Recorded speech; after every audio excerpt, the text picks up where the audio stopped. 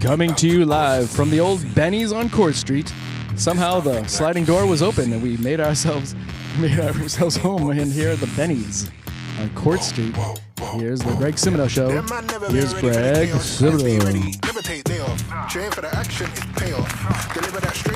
Thanks.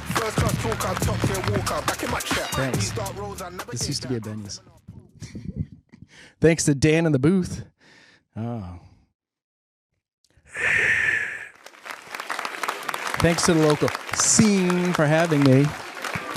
Local scene. Enjoy the show. So I was wondering the other day, how much does an elephant cost? You know? And I asked Google and it said, well, between 15 and 20K. I was like that cat emoji, shocked. Huh? That's more than like 100 cats would cost you. And also, wait, do elephants snore? That would be a big point for me. Also, have you ever seen an elephant sleeping? Yeah, but not as much as I'd like.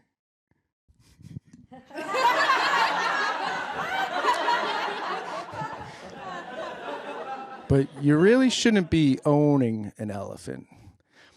Yeah, that's what Google said. And I was like, oh, okay, because of the upkeep and everything. And they were like, well, that, and because, you know, it's like illegal, especially in the States to own one. I don't know what else you want to know. It's going to take a lot of space. It's going to keep growing. It's going to take a lot of upkeep. And a young elephant, it depends on the age. A young elephant will be a little more expensive. And an old elephant will obviously be a little cheaper. So if you want to save money. So I'm like, yeah, that's great, whatever. And then they're like, this is Google. It's like, poachers sell the ivory for so much a pound. Big bucks bonanza. And I'm like, I don't like that. I don't like them hurting them elephants. Then they said, you know, you can, if you have an elephant, and in its lifetime, you know, if you charge people to look at it, over its lifetime, 1.75, over $1 million you could bring in. So, okay, that's a 20 grand investment. And you could make $1 million if, you know, 1 million people pay you $1 to see it.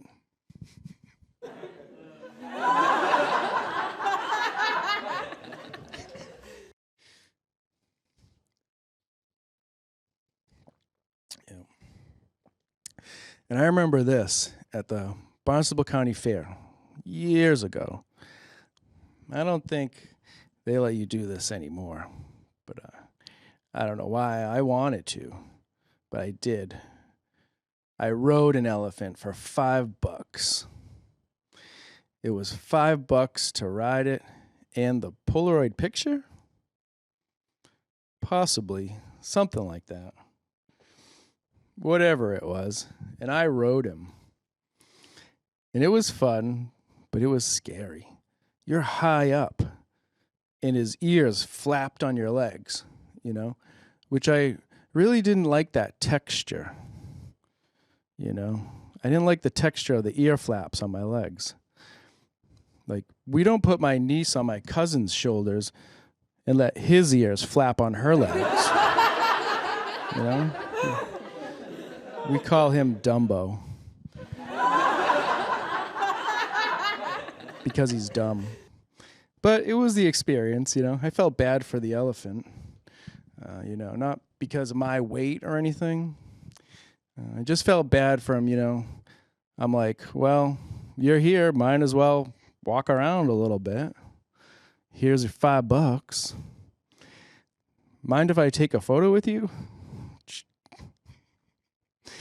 Yeah. But he wasn't nude, you know. Elephant nudes. That's the next big thing to make money on.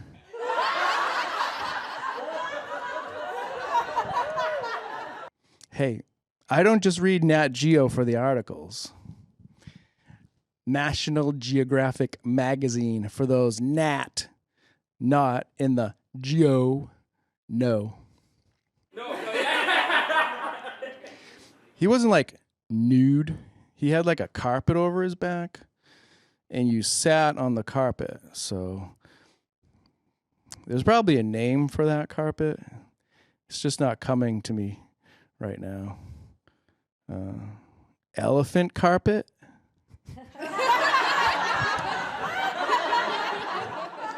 But he was a full grown. He was an old one. So there's still... They probably already made their million, you know. You wouldn't have guessed that by their clothes or overall appearance, that they were rich, though, you know. They must have put a lot of that million back into the elephant because they were not looking good.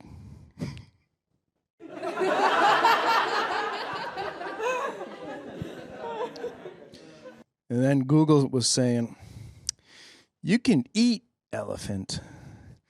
I was like, really? That meat? That looks like the toughest meat imaginable. You know, I usually don't gauge meat while it's still alive. But in this case, it looks very tough.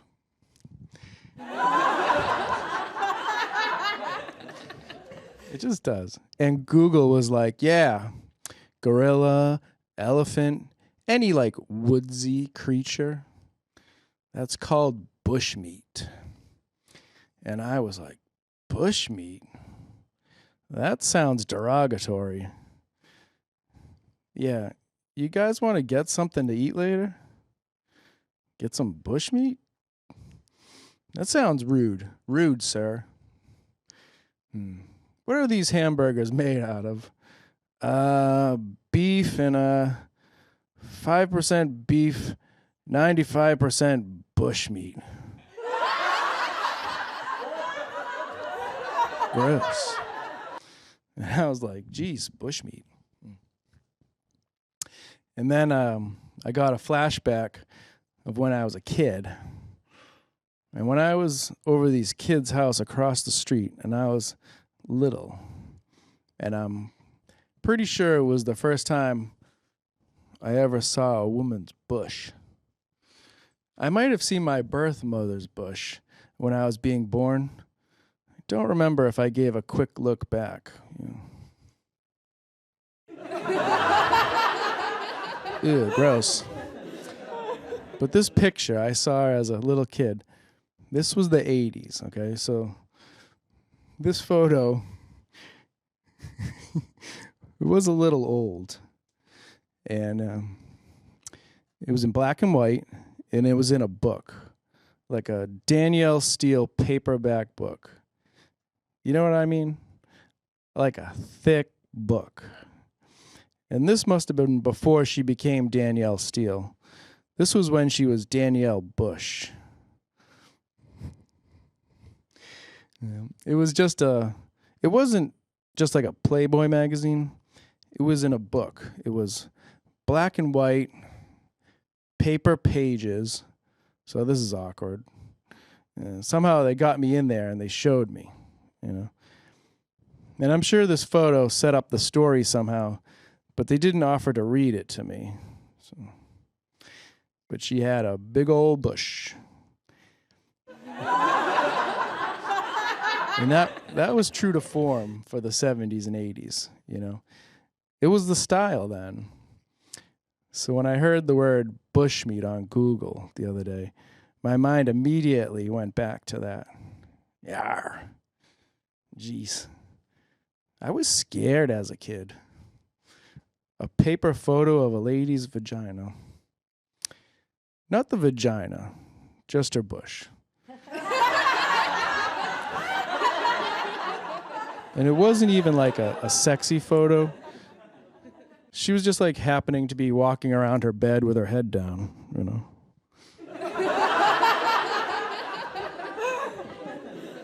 And you caught a little shot of the bush. In a book. You know, a candid. An action photo? I don't know. No matter how many used bookstores I go to, I still can't track it down. For the context. I want to know for the context. You know.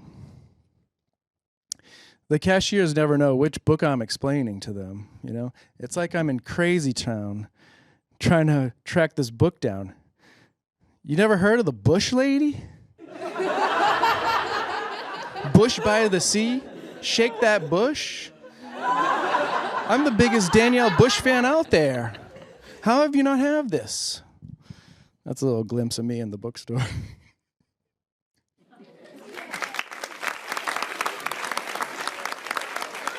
Bush by the sea? How do you not have this? Was it an autobiography? I don't know. That was a shocking image.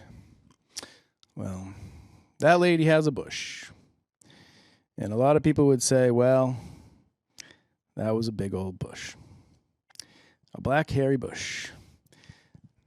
Then I probably just got on my bike and drove home. And you know something we don't talk about a lot when you're driving a bike is how come, you know, when the way a bike shakes sometimes when you're riding it. Like, what is going on there? You know, are the shocks out of alignment? What's going on there? Are you driving over some rough terrain? Like, that's how you know it's rough terrain. Either that or there's something wrong with the bike. When a bike shakes. I don't like that. Nobody really talks about it. We go on and on about women's bushes, but not really on bikes shaking. My bike shakes brings all the boys to the yard, and they're like, it's better than yours. Damn right, it's better than yours. I can teach you, but I have to charge.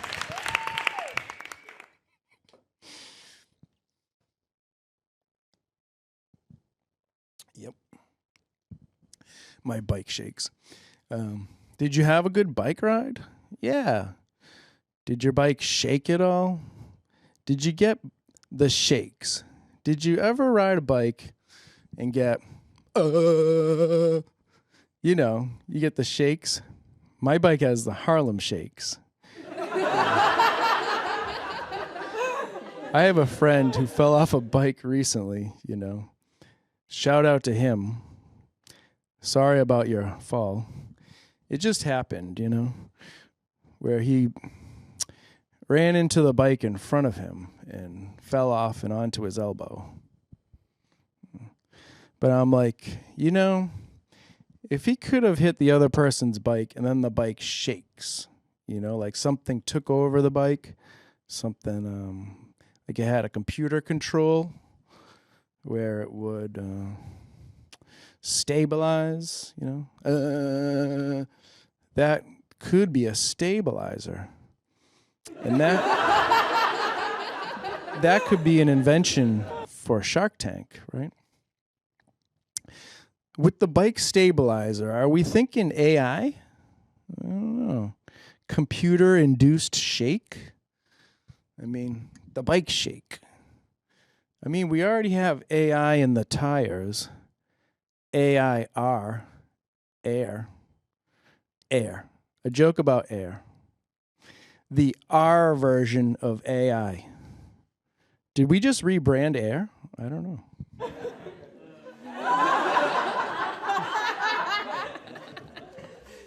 Something to think about.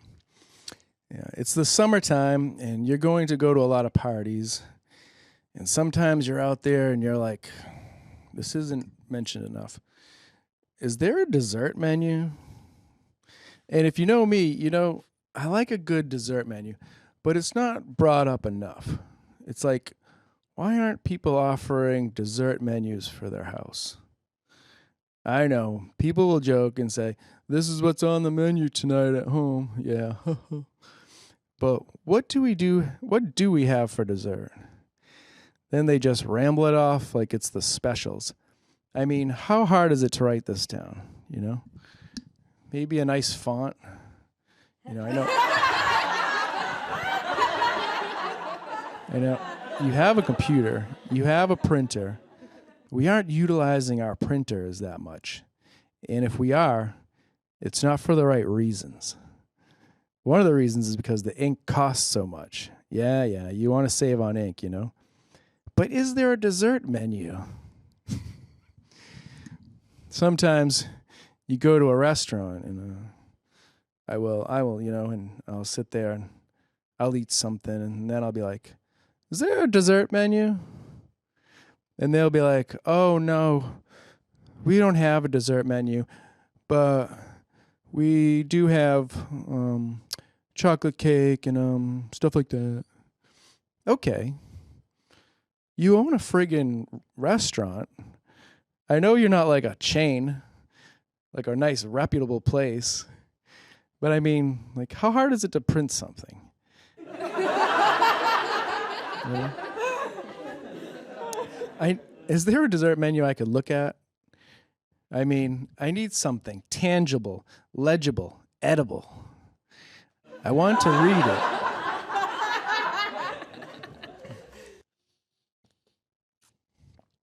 You know, maybe that will be my next thing. I collect stuff, you know. Maybe I'll collect dessert menus. I recently purchased a dessert menu recovered from the Titanic movie set. Craft services. Signed by Leo DiCaprio. Stand-in. Very nice guy. Not a valuable signature, but still a valuable human being for giving me that somewhat rare dessert menu. So, the Kingston Mall. I don't know if you guys were up there last week.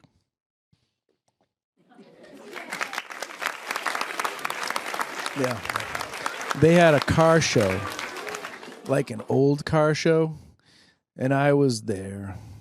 And it's very rare you see a car at the mall, let alone a car show. I was walking around the cars, and they let you go in some of them, and that was nice. And they weren't classic cars. They were old cars, like my car, like a 2016 Honda CR-V.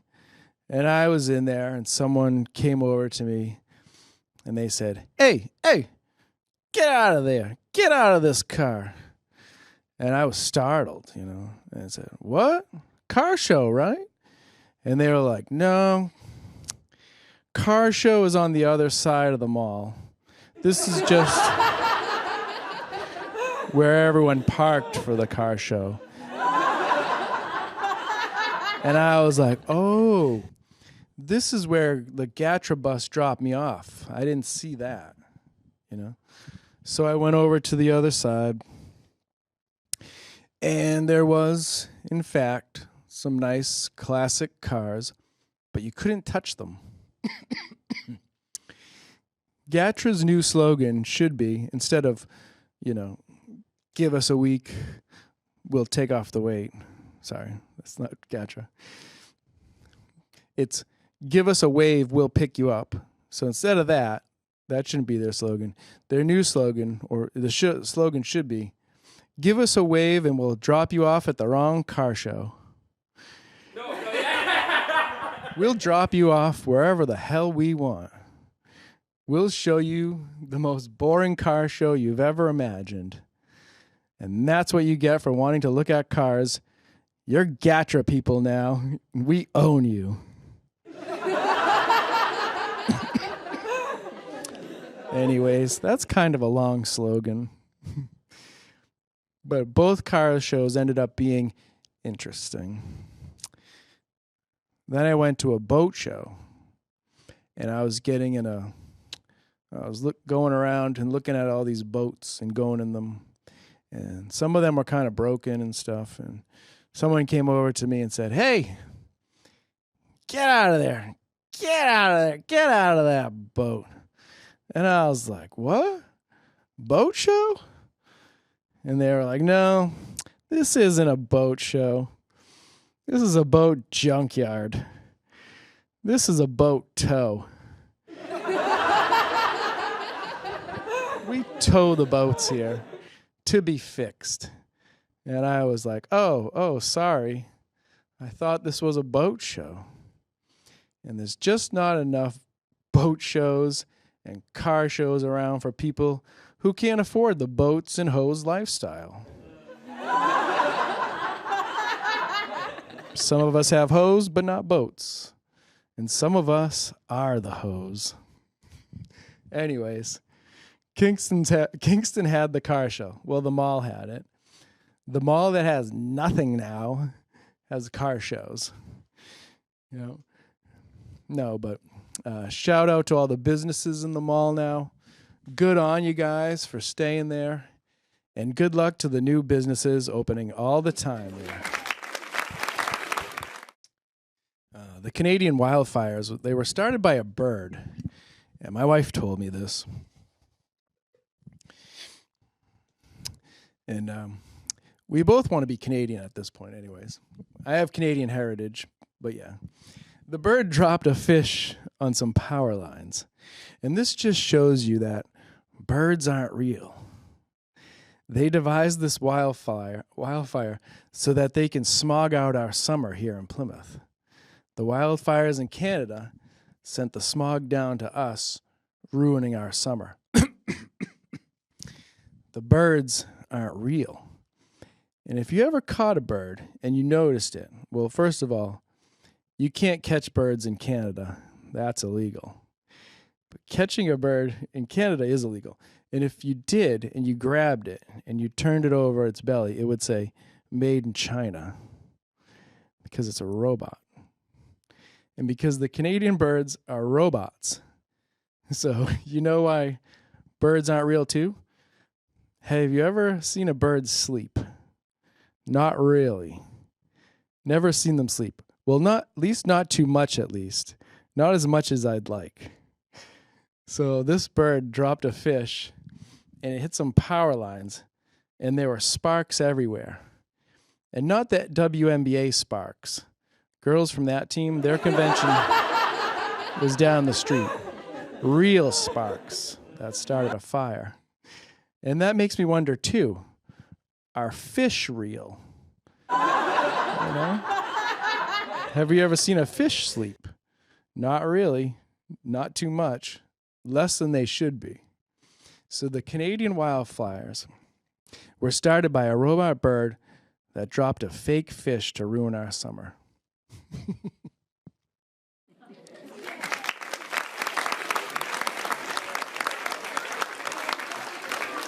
Yeah. So then the other day, I was walking around, and they are building more houses in my area, in my community. And we're walking around this just big dirt, open areas, just all dirt, you know, unfinished stuff, just all dirt areas, like sand dunes. And we saw coyotes. Ooh. So I immediately picked up a rock, and my wife picked up a rock, and much smaller than mine. And I said, "Way to go, bringing a pebble to a rock fight." And I was like, yeah, if they come at me, I'll probably use this rock. And this was the only thing I could think of, you know. I wish I had some pepper spray or something, maybe some bush meat, you know, maybe a walking stick. I always used to have a walking stick, but not the ones you buy in a store and that are all polyurethane and everything. And those are like $200. And I mean, I want safety, but at what cost, you know? I'll just grab a free one if I look hard enough. I'll find one. Yeah. And if those coyotes attack, I'll be ready for them. I'll be wearing my Obi-Wan Kenobi robe, you know, with the head. Pull down a bit. Ooh, ooh. I'll scare them away. I'll learn the force. I want to learn the force too, for my late night walks. And I forgot to mention there's sand people and Jawas too there, so we've got to be careful. And then otherwise, I'll just use the stick, and I'll remember if they attacked, I'll hit them, right? And if I broke the walking stick, it would probably would break, even though it was $200.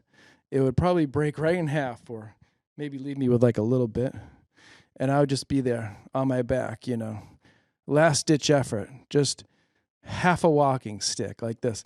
And I would look at the half that I had, maybe less than a half, and it would say LL Bean on that half, and I would just stab them in the stomach one last time in an attempt to free myself, just using half of a $200 walking stick, not even half, like $80 worth, $70 worth of the stick. Yeah, would be $70 worth would be useful at that point. And as I was taking my final breath, I'd say to the coyotes, "Sorry we took your land." A baby cries in the distance, That's what the name of this third edition of this comedy album will be. Greg Simoneau, A Baby Cries in the Distance. Yeah. Sorry about your land. Tell the HOA to name the new pool house after me. No. So, obviously, I didn't have to fight them. I'm here, I'm doing the show. And if I did fight them, then I was obviously victorious, right?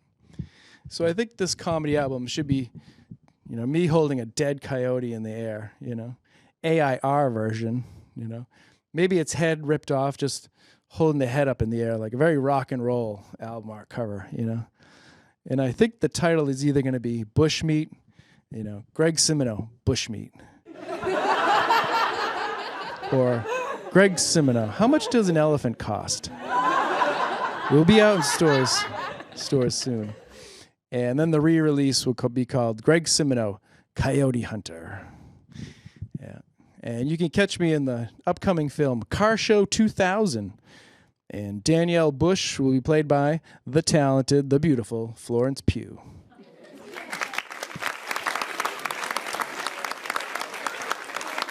And that old grump that kicked me out of the car show will be played by, you guessed it, Kingston's own Chris Cooper. All right. Well, thanks. We'll see you next time. Bye. And remember, please rewind this episode for the next person. And now it's time for Breakdown. Never gonna get it. Never gonna get it. Never gonna get it. There's nothing like you see. My message to my parents on them understanding my comedy. Them man never been ready for the chaos. I stay ready, never take day off. Train for the action, it's payoff. Deliver that straight, no